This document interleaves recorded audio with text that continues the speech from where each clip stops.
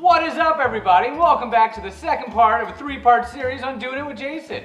I'm Jason, and today I'm going to be showing you how to chalk paint furniture. Yeah! We're going to be using Dixie Belle Paint products, and they rock. Link is in the description below.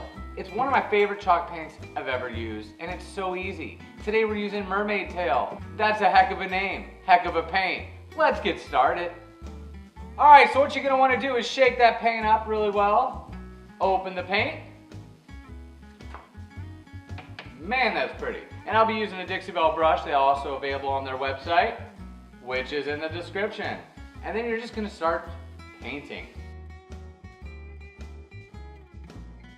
Now generally when I'm painting a piece, I always remove the handles. As you can see, I did that already.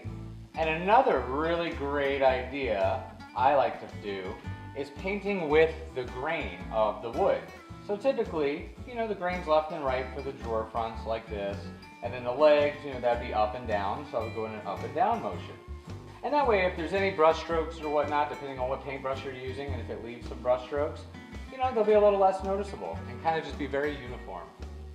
Now we got the first coat on this thing, and while it's drying, perfect time to show you a tip. Jason's tip of the day, just a tip. Now you took your handles off, and now you have to be able to put them back on.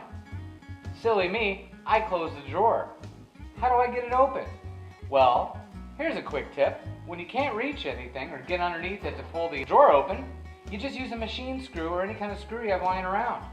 Fit it right into the hole, kind of pull down a little bit, and there you go. Voila, open, ready to go. And that's your tip. Oh, hey there. After painting one little area, I kind of break it up. What I like to do is go back and make sure there's no drips. If I see a drip, oh dear, a drip. I'll just come and lightly brush it out. No big deal. Just be sure to get it before it dries. Now I don't sand in between any of the first and second coats because that'll be for the next video, which will be our third video in this three-part series.